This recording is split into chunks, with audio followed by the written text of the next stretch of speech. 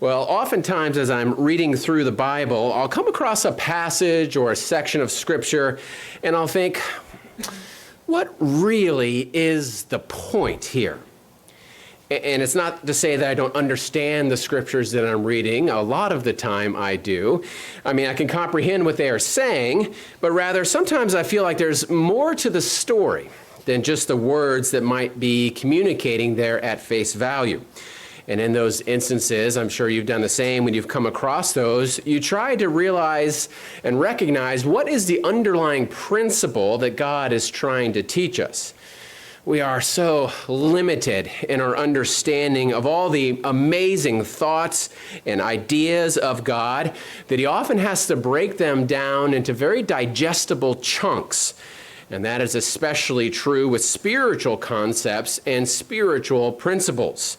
God knows that if we are to grow in our understanding of any of those things, then we need to internalize them through our own life experiences. In other words, we have to connect with them in some way. I think that is a core reason why God gives us so many physical constructs, physical examples, physical experiences. It involves things that we can touch and feel and experience. And that way we can grow to understand through those the things that we cannot. A classic example of this is clean and unclean meats. That is very much a physical construct. It involves what we put into our mouths, after all. But as we dive into that physical construct, we start to understand the spiritual principle that is behind it. It's not, for example, that some unclean foods are bad or something like that, or that those animals are defective in some way. We understand that all of God's creation is good.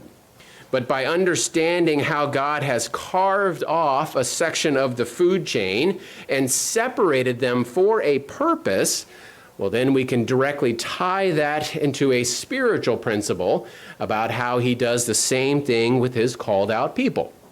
Then every time we go grocery shopping or we prepare a meal or we pick something off the menu, that physical law reinforces a spiritual principle that might otherwise be a little bit more difficult to wrap our minds around. And as a result, there are so many physical laws and rules and regulations that are the same way. Now, they do have a practical application, that much is for sure, but most importantly, they are trying to drive at a spiritual principle. As we well know, the physical will go away. The spiritual, of course, is for all eternity. So as a result, it is easier to understand, for example, a unique, unified relationship with God in which we fully join ourselves to Him, this huge spiritual topic, if we have a physical construct that we can look to, a marriage, two people becoming as one. In that physical way, we can connect the dots to a spiritual principle in a more relatable way. So when I come across some sections of the Bible, especially those that are heavy with physical things, I have a tendency to pull back and say, well, what really is the point here? How is this going to connect to a principle that will be timeless for all eternity? And one of those sections of Scripture can be found right off the bat in Genesis chapter 1 and 2.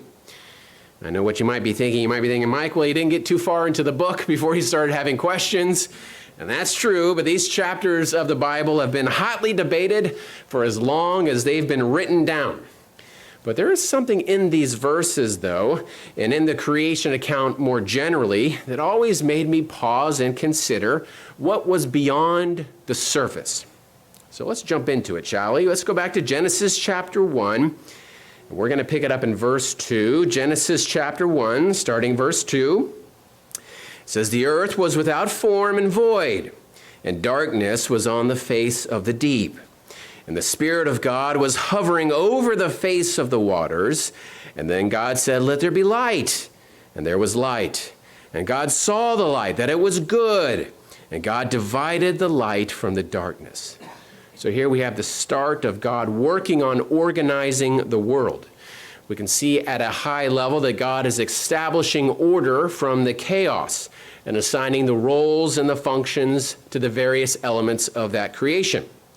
Further on, we read that God not only divides the light, but the waters, and defines the functions that they are to serve. And this continues on throughout chapter 1. Each day, God is creating and working on specific elements. On the 5th day, verse 20, we see sea creatures, flying creatures. On the 6th day, starting in verse 24, we have land animals, and our most favorite of all the land animals, human beings. This is a lot of work, a culmination of planning and organizing that's stretched back, well, who knows how long. Genesis 1:31 now. Then God saw everything that he had made, and indeed it was very good. So the evening and the morning were the 6th day. Now there is a lot happening in the description of those 6 days, that's for sure.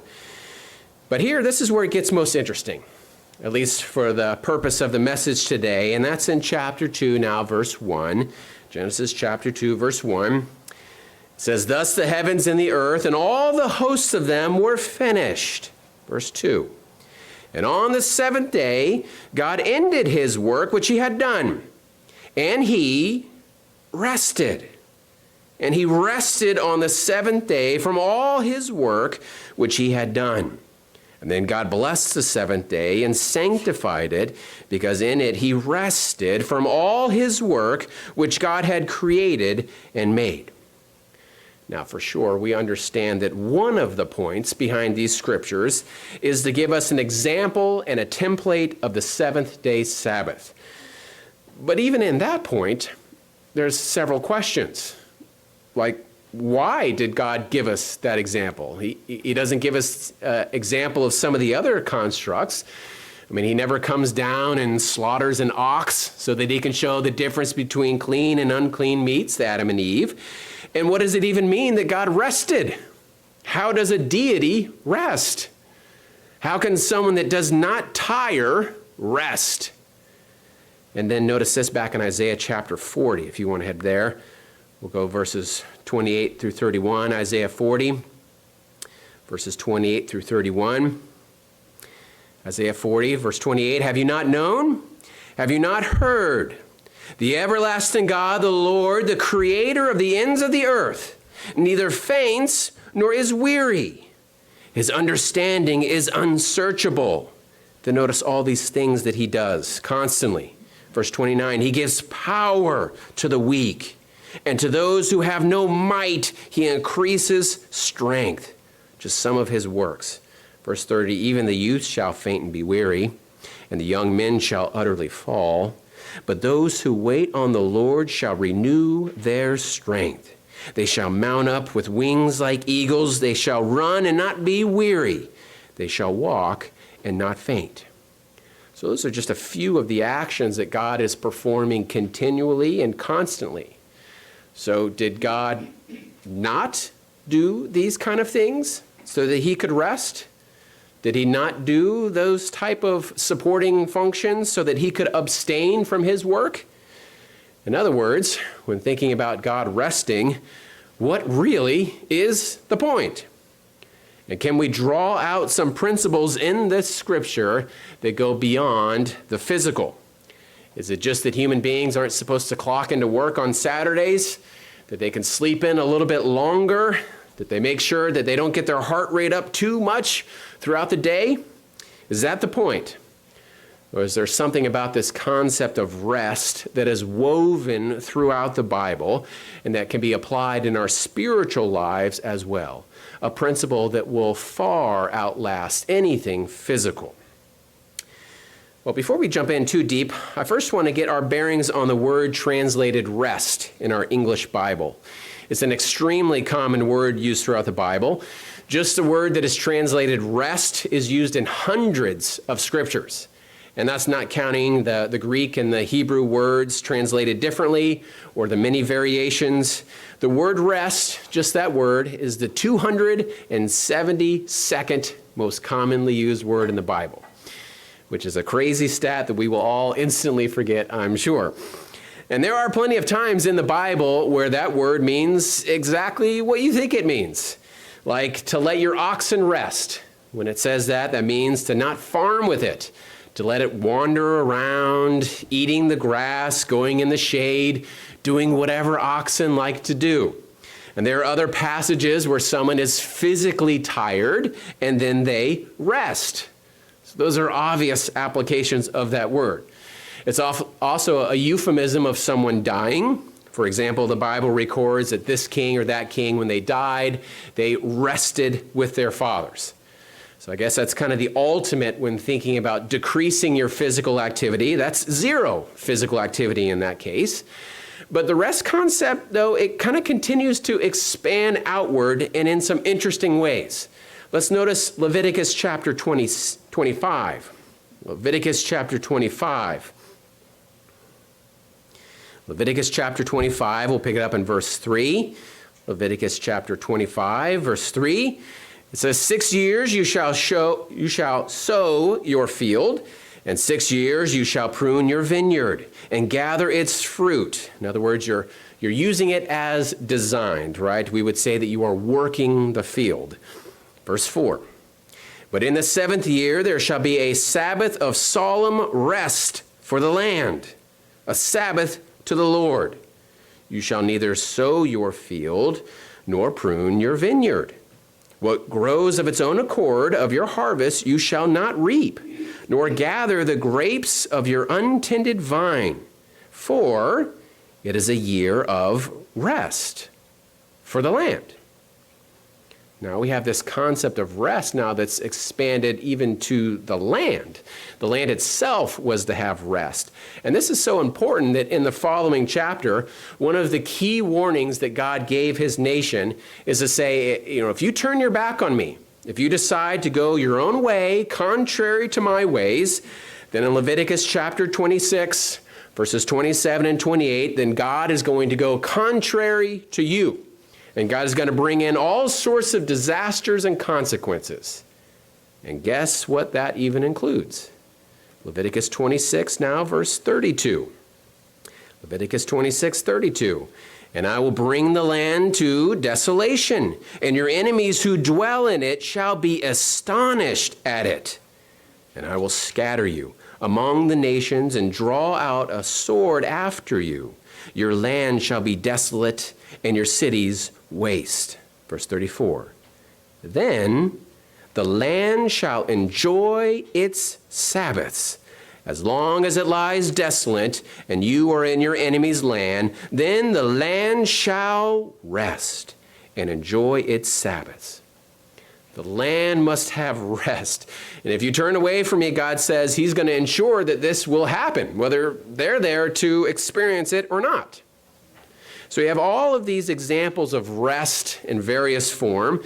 Maybe there's a unifying thread, but the definition of what we think of when we hear that term rest, at least in my mind, starts to get a little bit stretched. Because once the Israelites are taken out of Egypt as slaves, and a course is plotted for them to the promised land, God promises that once they arrive, they will enter and experience rest. Now, that would have been a fantastic promise to those people, especially for those that were in slavery, in harsh physical bondage, with never-ending physical labor. The thought of rest, even at a physical level, should have been very tantalizing to them. But is that the reality of what happened? Now, we know the story of the Israelites and how they rebelled and how the vast majority of those original people that left Egypt did not enter the promised land, not even Moses there. But let's fantasize just for a second, and let's pretend that they didn't rebel. Let's pretend that they got their act together, they really got on board, they really rallied instead, and they held it together. They stopped their bickering ways, and they get on board with what God was doing. And now, when they get to the Jordan River, and they're about ready to cross over into this long-awaited promised land, then do they finally get physical rest? Well, no. I mean, not really. Not if you're thinking just about physical rest. If you're thinking about just decreasing your physical activity, that's not what they experienced. Now, when they cross over, their physical activity really starts to ramp up, really. They have to go to war. They have to tear down strongholds. They have to tear down fortresses. They have to fight armies. And even once that's done, they have to then build up their houses. They have to plant their farms. None of that sounds all that restful to me.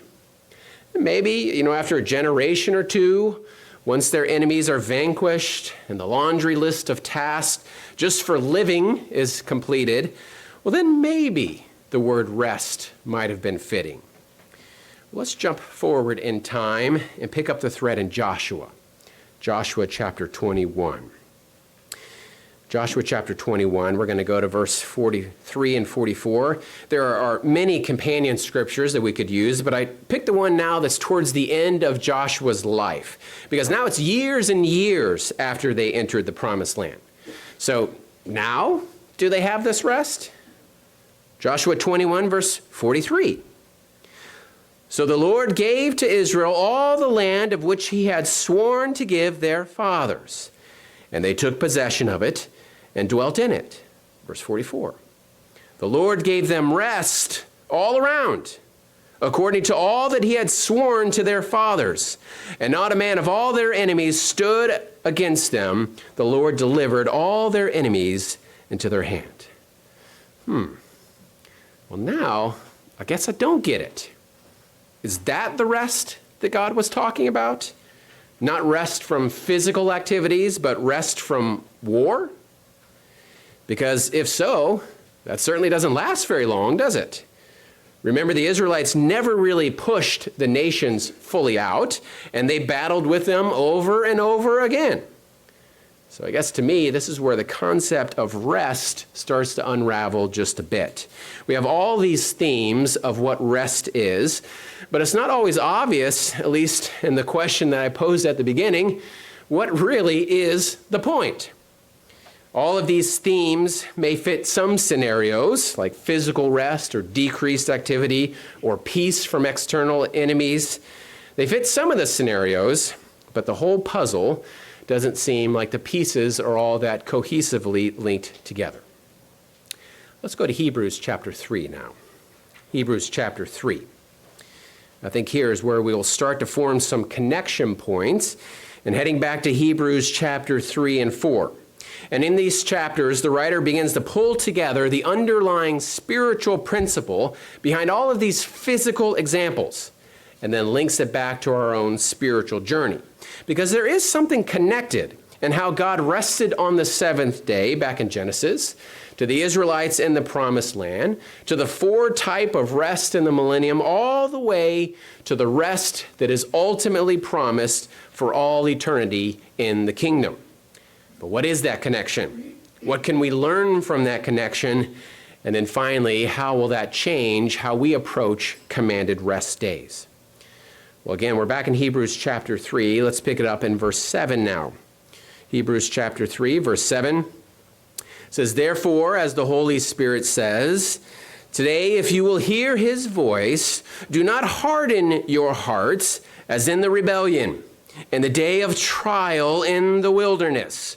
We just read that. "Where your fathers tested me, tried me, and saw my works 40 years. Therefore, I was angry with that generation and said, they always go astray in their heart, and they have not known my ways." Verse 11.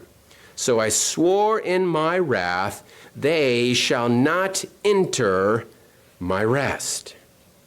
Let's drop down to verse 17 now. Still in Hebrews 3, now verse 17.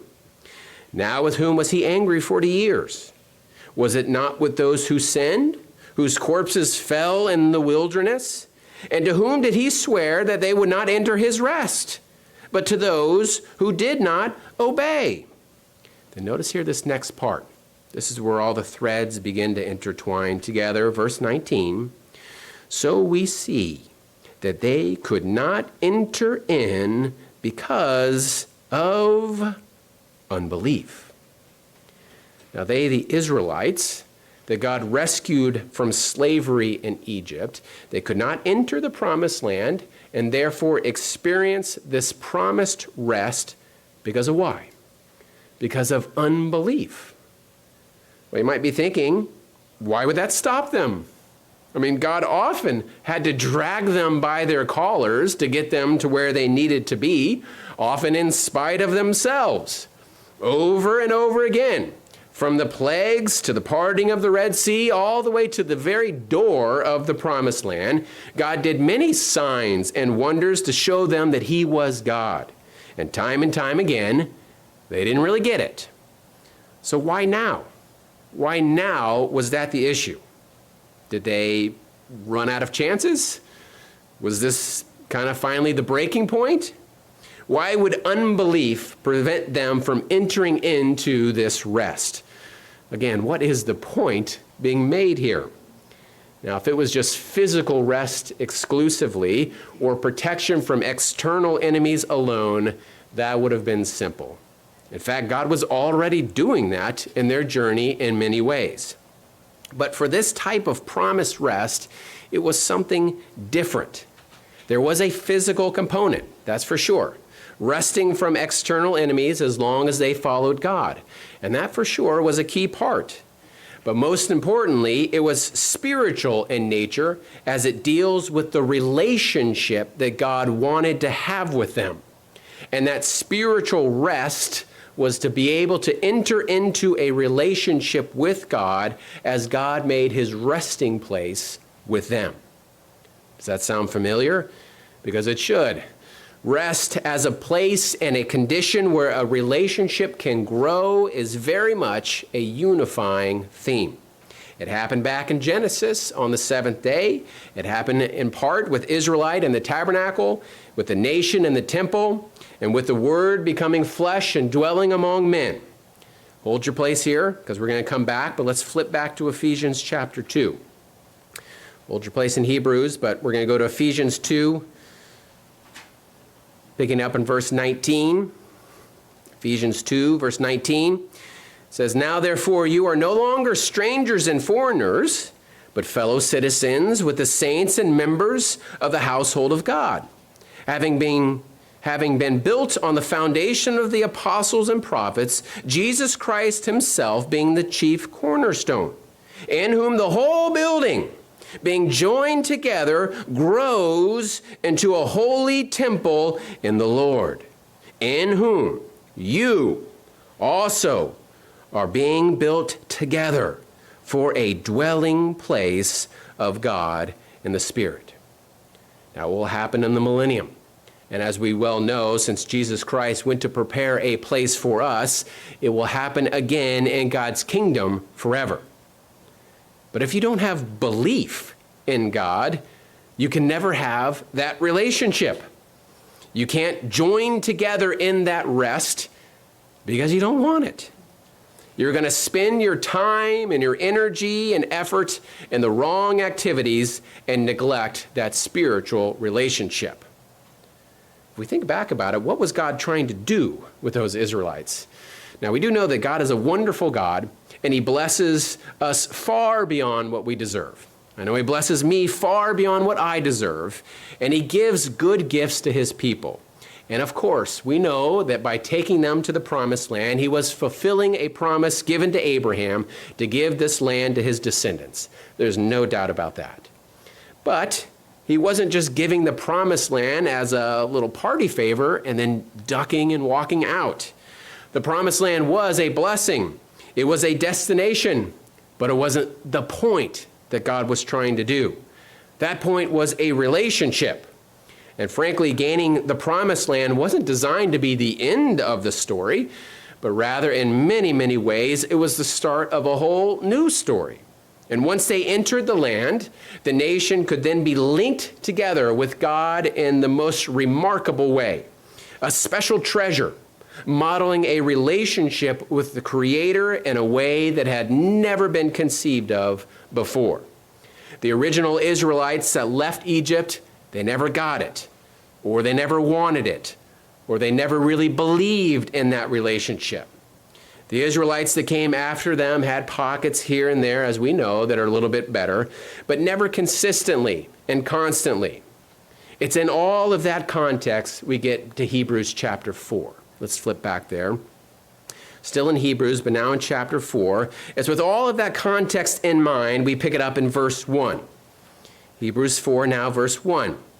Therefore, since a promise remains of entering his rest, let us fear lest any of you seem to have come short of it. So this is now shifting ahead towards the future. This is talking about our relationship now. Verse 2. For indeed the gospel was preached to us as well as to them, but the word which they heard did not profit them, not being mixed with faith in those that heard it. They didn't believe. They didn't want it. Verse 3. For we who have believed do enter that rest. As he has said, so I swore in my wrath, they shall not enter my rest, although the works were finished from the foundation of the world. For he has spoken in a certain place of the seventh day in this way, and God rested on the seventh day from all his works. And again in this place, they shall not enter my rest. Certainly, they did not enter that full spiritual rest that involved a committed relationship with the creator of the universe. And maybe they and others did receive some of the physical blessings of rest. They did have periods of peace, that's for sure. They did have physical rest on the Sabbath, that's for sure. But as we well know, the physical was there to help illustrate the spiritual. The physical itself was not the end goal. Now verse 8. Hebrews 4 verse 8 now. For if Joshua had given them rest, he couldn't. For if Joshua had given them rest, then he would not afterward have spoken of another day. Now Joshua could have only enforced physical rest. That spiritual rest from a relationship with God was something different entirely. Now, I want to pause just for a moment and come at this from a different perspective. I want to use an analogy, and I wish I was smart enough to say I came up with this analogy all by myself, but I didn't. It came from a gentleman by the name of John Walton. If you've never heard that name before, he is one of the prominent old scholars living today. If you have a cultural study Bible, especially one that has the Old Testament cultural part in it, more often than not, he's probably in there somewhere, either as the primary or one of the contributing authors. And he's especially skilled at making connections between the written text of the Bible and the cultural understanding of what the audience of each of those books were written to. Now, it goes without saying that the Bible and its principles are timeless. We know that.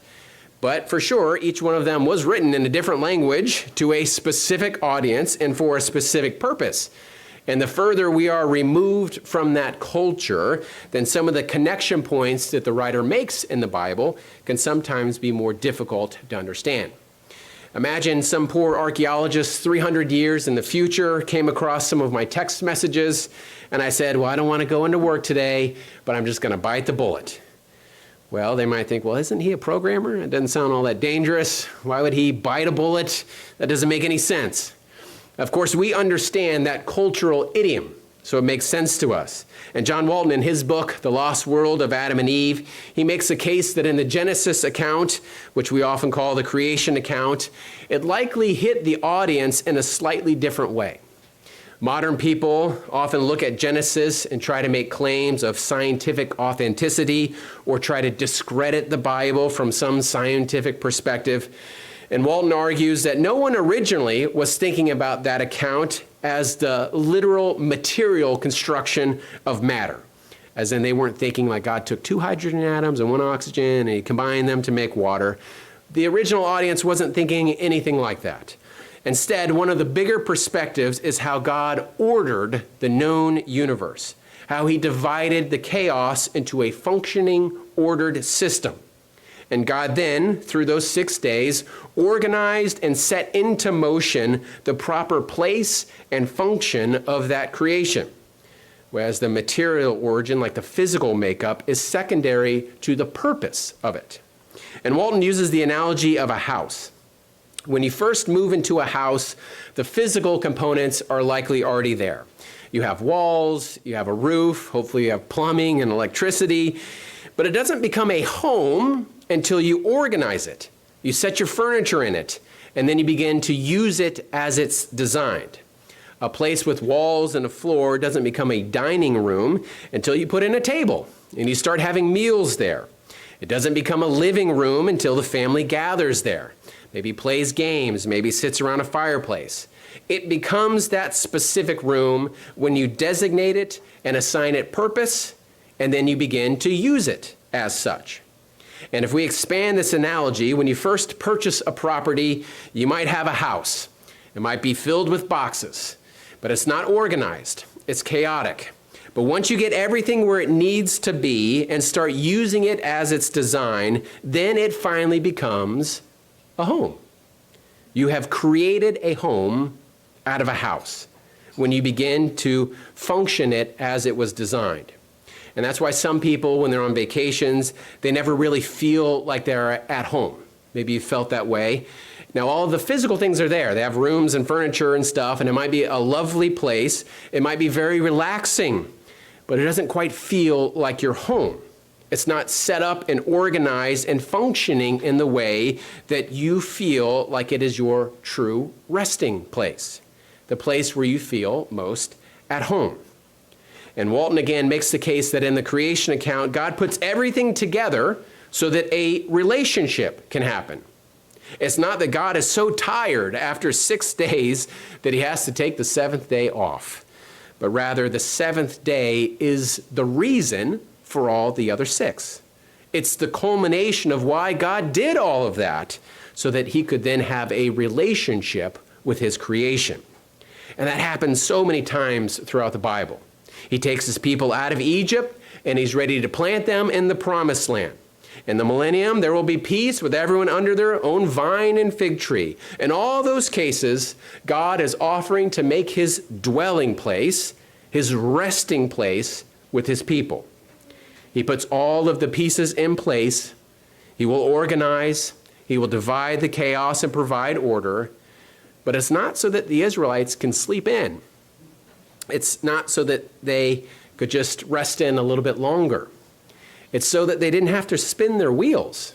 It's so that they could break out of the trap of futile pursuits and experience rest in that relationship with God. God gets everything ready, but the people still have to choose. They still have to choose. And that's where these concepts become so interlinked together. The rest is not to save energy. It's to redirect your energy towards something completely different. To shift away from the physical and devote time to the spiritual.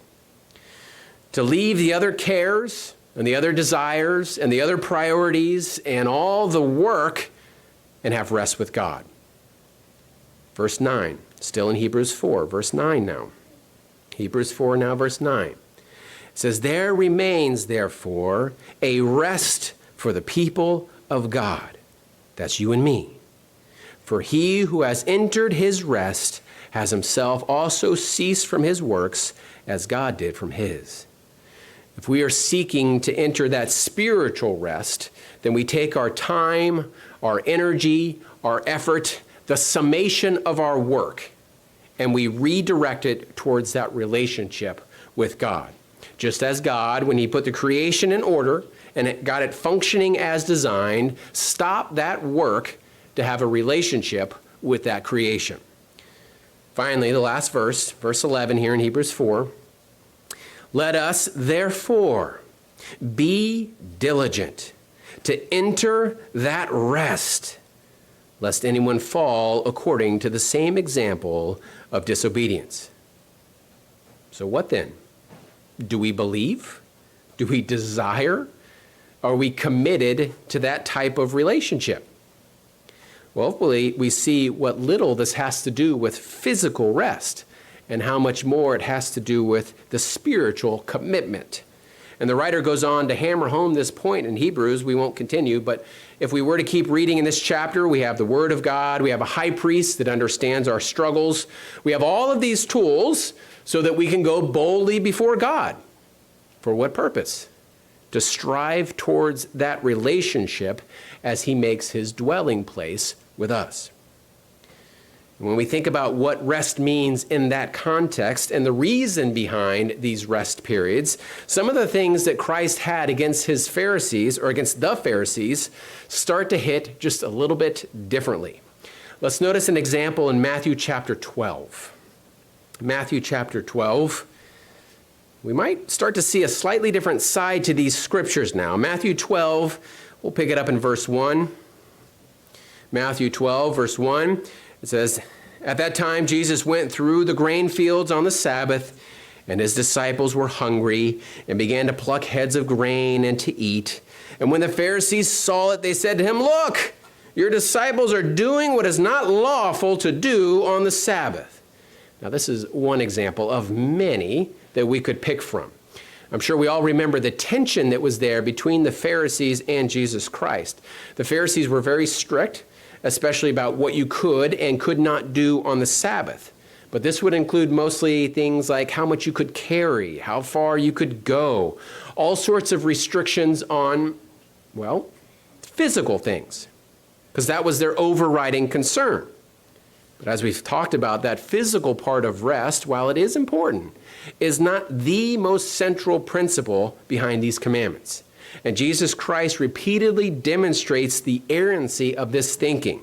And he often did that by doing physical activity, by working, so to speak. Drop down to verse 10, still in Matthew 12, now verse 10. It says, "And behold, there was a man who had a withered hand. And they asked him, saying, 'Is it lawful to heal on the Sabbath?' That they might accuse him. And he said to them, 'What man is there among you who has one sheep, and if it falls into the pit on the Sabbath, will not lay hold of it and lift it out? Of how much more value then is a man than a sheep? Therefore it is lawful to do good on the Sabbath.' And then he said to the man, 'Stretch out your hand.' And he stretched it out, and it was restored as whole as the other." Verse 14, a verse I never could really get my mind around. "Then the Pharisees went out and plotted against him, how they might destroy him." That was obviously not the right answer in the minds of the Pharisees. Now you might think, as I did, why would anyone be against healing? It's not like Christ went into a 15-hour surgery or something like that. Surely they would make an automatic exception to someone that is healing, right? Well, if you're only thinking about rest in terms of limiting your physical activity, then it doesn't really matter what the physical activity is. It's all wrong, and you have to limit it in order to be resting. But that's not exclusively the rest Jesus Christ was talking about. Let's back up one chapter to Matthew 11. This is verse 28, a very familiar verse, Matthew 11, verse 28. It says, "Come to me, all you who labor and are heavy laden, and I will give you rest." Now, this is not just physical. This is not strictly mental and emotional either, although those are absolutely linked together and are involved. But this is about the spiritual, primarily. Jesus Christ isn't going to gently rock us to sleep. It has nothing to do with that. But he wants to have a connected relationship that satisfies the soul. And when it is ultimately realized, fulfills the reason why God created us in the first place. So what does that mean for us personally? What can we do in our day-to-day lives to move us closer to that goal? Well, the most important thing we can do is have belief. Have belief. That was mentioned in Hebrews earlier as one of the core reasons that the Israelites could never get on the right track. Now, I don't think that meant that they didn't believe that God existed. I don't think that was their problem. But they definitely struggled in believing that God, our God, is the only God. And that God wanted to have a unique relationship with them like no others. And for us, we need to continually call to mind our belief in God. Not just that God exists, obviously, but what he has promised for us and that unique relationship he wants to have with us. Let's go to John 14 now and verse 1. John 14, verse 1.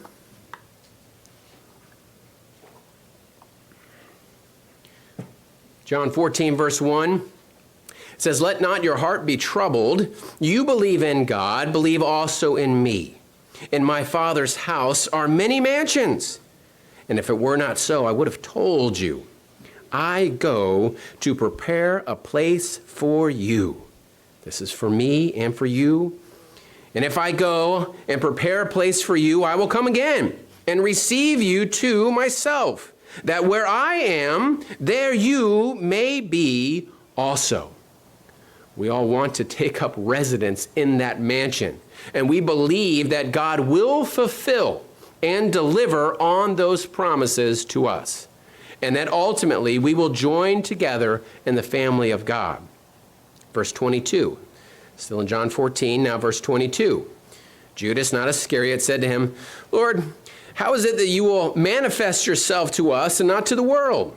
Verse 23, "And Jesus answered and said to him, 'If anyone loves me,'" and that's us, right? "If anyone loves me, he will keep my word, and my Father will love him. And we will come to him and make our home with him," our resting place. This we believe. This we keep in the forefront of our minds as the vision of the future to come. There's more too. Of course, we're here on the Sabbath, a commanded rest day, and absolutely, we understand that we are to abide by the physical part of this commandment. We don't continue in our professions this day. This isn't the day to go out and chop firewood for 10 hours, and we do certainly limit our physical activities in many ways. But if we just replace it by sleeping in a little bit longer and taking naps throughout the day, well, then it wasn't really a net gain at all. In order for us to really utilize these periods of rest, we have to instead redirect our time into that spiritual relationship. Now, I want to notice these two verses in Isaiah 58. Isaiah 58, this is a famous chapter because it puts clarity on two physical things that we often do and highlights the spiritual rationale behind them. Earlier in the chapter, it's talking about fasting, but I want to pick it up in verse 13 and 14 of Isaiah 58. Isaiah 58, verses 13 and 14.